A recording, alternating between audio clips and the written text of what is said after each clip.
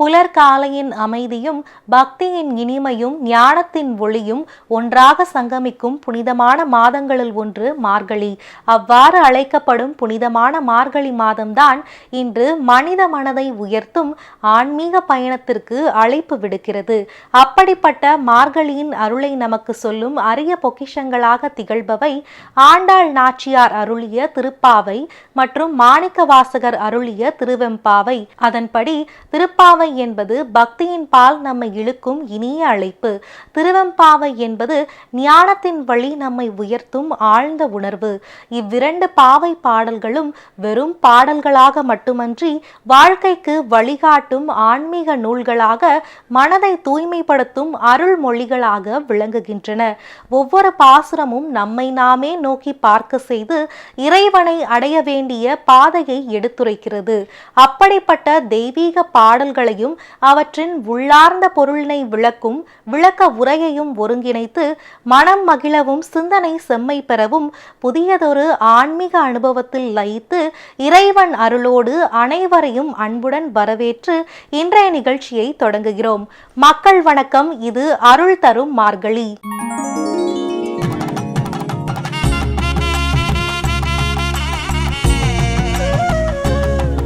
அருள் தரும் மார்கழி என்ற இந்த தெய்வீக நிகழ்ச்சியின் வழியே மார்கழியின் ஆன்மீக இதயமாக திகழும் திருப்பாவை மற்றும் திருவெம்பாவை என்ற இரு அரிய பாடல்களின் அனுபவத்திற்குள் அருளான பயணத்தில் பாடல்களை கேட்டு மகிழவும் விளக்கங்களை உணர்ந்து தெளியவும் மார்கழியின் அருள் நம் உள்ளத்தில் மலரவும் அமைதியுடனும் பக்தியுடனும் இணைந்து பயணிக்க அழைக்கிறோம். வாருங்கள் நிகழ்ச்சிக்குள் செல்லலாம். அருள் தரும் மார்கழி என்ற இந்த தெய்வீக நிகழ்ச்சி வழியே இப்போது நாம் செவிமடிக்க இருப்பது ஆண்டாள் நாச்சியார் அருளிய புனிதமான திருப்பாவை பாடலினை. திருப்பாவை என்பது வெறும் பாடல் அல்ல, அது ஆண்டாள் தன் முழு பக்தியை இறைவனிடம் சமர்ப்பித்த ஒரு ஆன்மீக அழைப்பு. மார்கழி மாதத்தில் திருப்பாவை இசைத்து பாடப்படுவது இறை நினைவோடு நாளை தொடங்கும் உயரிய வழிபாடாக நம் பாரம்பரியத்தில் காலம் காலமாக இடம்பெற்றுள்ளது. இவைகள்தான் மனித மனங்களை ஈர்க்கவும் உள்ளத்தை தூய்மைப்படுத்தவும் பக்தியின் உணர்வால் எண்ணத்தை இறைவனை நோக்கி இழுத்துச் செல்லவும் உதவுகின்றன. ஆண்டாள் நாச்சியாரின் அருள் இந்த திருப்பாவை இசையின் வழியே நம் உள்ளங்களில் நிறைந்து மார்கழியின் புனிதம் நம் வாழ்வில் ஒளியாக பரவட்டும். வாருங்கள் இன்றைய நாளுக்கான பாடலினை கேட்டு வருவோம்.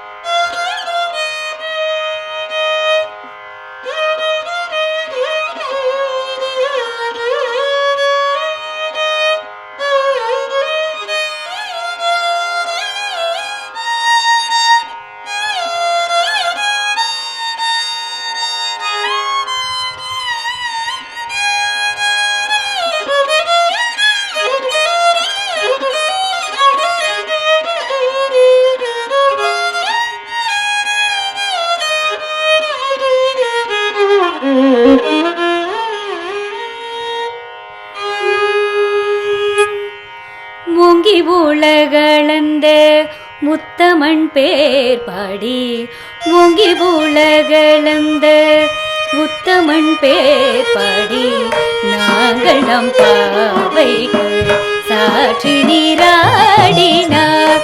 ஓங்கி உலகளந்த உத்தமன் பேர் பாடி நாங்கள் நம் பாவைகள் சாற்றி நீராடினார். தீங்கின்றி நாடெல்லாம் திங்களும் மாறி பெய்து, தீங்கின்றி நாடெல்லாம் திங்களும் மாறி பெய்து ஓங்கு பெரு செங்கல் கூடு கயலுதல. ஓங்கு பெரு செங்கல் கூடு கயலுதல. பூங்குவளை போதில் பொறிவண்டு கண்படுப்ப தேங்காதே போயிருந்து சீதமுளை பற்றி. பூங்குவளை போதில் பொறிவண்டு கண்படுப்ப தேங்காதே போயிருந்து சீதமுளை பற்றி. வாங்க கூடம் நிறைக்கும் வள்ளல் பெரும் பசுகள். வாங்க கூடம் நிறைக்கும் வள்ளல் பெரும் பசுகள். நீங்காத செல்வங்கள்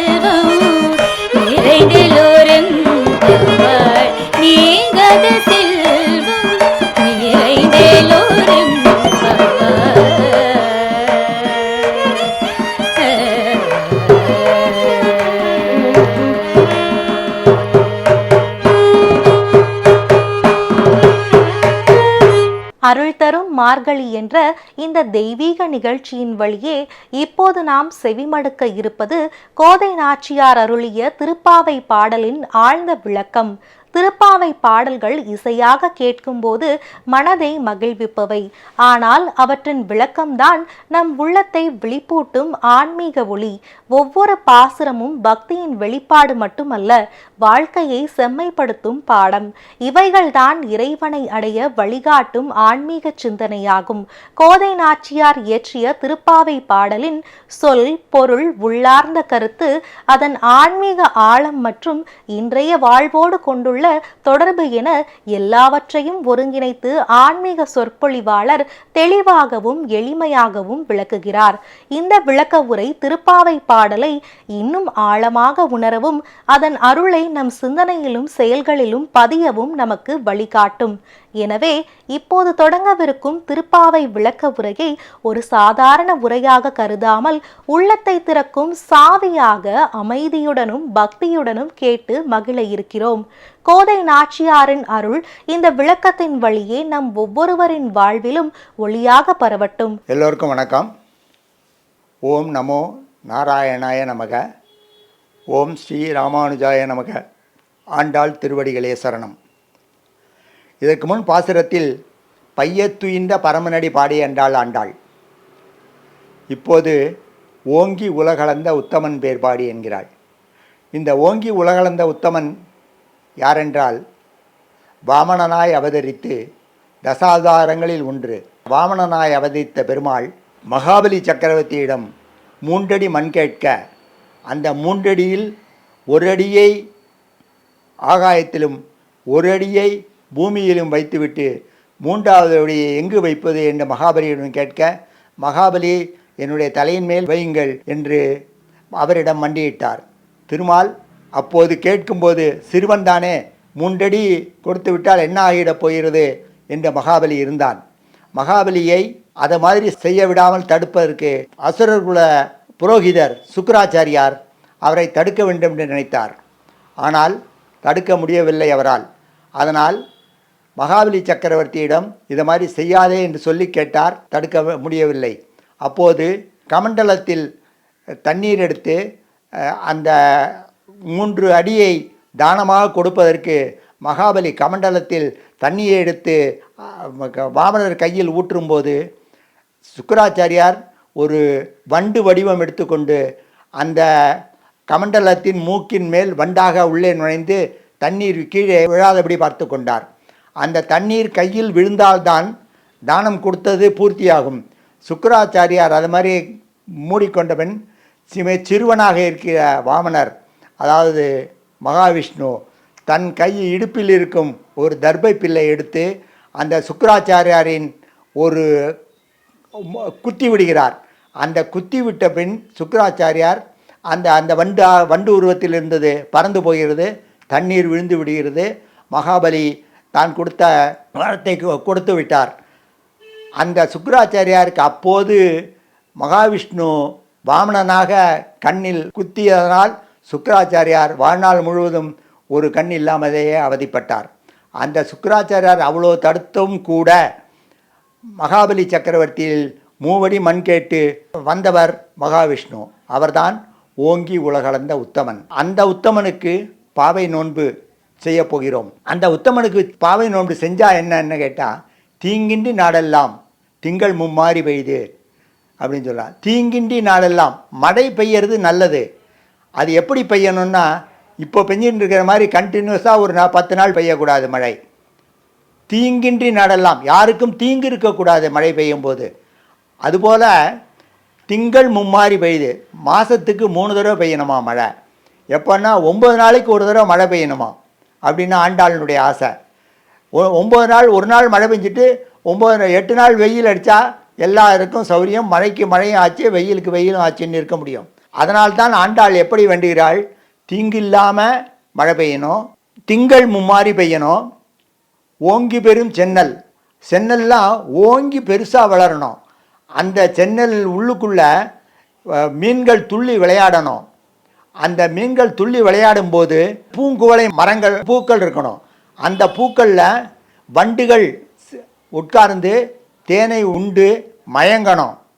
இதை மாதிரிலாம் இருக்கணும். அவளுடைய ஆசை பாருங்கள், நாடு எப்படி இருக்கணும் என்று. அதே மாதிரி வீட்டில் உள்ள பசுக்கள் நீங்காத செல்வம், வாங்க குடம் நிறைக்கும் வள்ளல் பெரும் பசுக்கள். அந்த பசுக்கள் எப்போ பார்த்தாலும் பால் கறந்துட்டே இருக்குமா, குடங்குடமாக கறக்கும். அது மாதிரி இருக்கணும் அப்படின்னு சொல்லி ஆண்டாள் கேட்குறா. அந்த பாட்டை முழுக்க பாருங்க, எவ்வளோ அழகாக ஆண்டாள் விவரிக்கிறாள் என்று. ஓங்கி உலகளந்த உத்தமன் பேர்பாடி நாங்கள் நம் பாவைக்கு சாற்றி நீராடினால் தீங்கின்றி நாடெல்லாம் திங்கள் மும்மாறி பெய்து ஓங்கி பெறும் சென்னல் ஊடு கயலுகொல பூங்குவளை போதில் பொறிவுண்டு கண்படுப்ப தேங்காதே புக்கிருந்து சீர்த்த முளை பற்றி வாங்க குடம் நிறைக்கும் வள்ளல் பெரும்பசுக்கள் நீங்காத செல்வம் நிறைந்தேனே ரொம்பாவாய். கடைசியாக என்ன சொல்கிறா பாருங்க, நீங்காத செல்வம். செல்வம் வந்துடும், வந்ததுக்கப்புறம் நம்மக்கிட்ட அது தங்குமா அப்படிங்கிறது தான் நமக்கு பெரிய கொஸ்டின் மார்க்கு. நம்மக்கிட்ட தங்கணும் செல்வம், அப்போ தான் நீங்காத செல்வமாக நம்மக்கிட்ட அந்த செல்வம் இருந்தால்தான் நமக்கு பயனாக இருக்கும். ஆண்டவன்கிட்ட வேண்டது கூட எனக்கு செல்வம் கொடு என்பதை விட எனக்கு நிம்மதியை கொடு, நீங்காத செல்வமாக எல்லாவற்றையும் கொடு என்று ஆண்டவனிடம் வேண்ட வேண்டும்.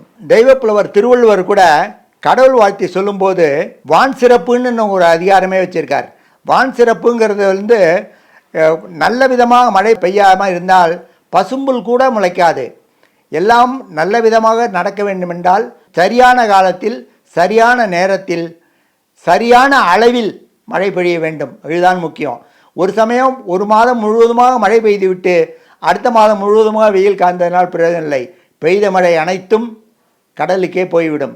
நமக்கு வயலுக்கோ நமக்கு வயல்களில் உள்ள பயிர்களும் அதனால் அழிந்துவிடும். அதுபோல் எல்லாவற்றையும் தீங்கின்றி நாடெல்லாம் திங்கள் மும்மாறி பெய்யணும். அது மாதிரி ஓங்கி பெரும் சென்னல் நல்லா வளரணும். அது உள்ளுக்குள்ள மீன்கள் துள்ளி விளையாடணும். பூக்களில் வண்டுகள் உட்கார்ந்து மயங்கணும். இது மாதிரிலாம் இருக்கணும். நீங்காத செல்வம் எனக்கு கிடைக்கணும். ஆண்டாளினுடைய ஆசைகள் அதை தோழிகள்கிட்ட சொல்கிறா. இதை மாதிரி நீ எல்லாத்தையும் வேணும்னு சொல்லிட்டு அந்த உத்தமன் பேர் பாடி, ஓங்கி உலகளந்த உத்தமனோட பேரை பாடி எல்லாற்றுக்கும் பாவை நூறுங்கள், நமக்கு நல்லதாக நடக்கும் என்று ஆண்டாள் இந்த பாசுரத்தில் தெரிவிக்கின்றாள்.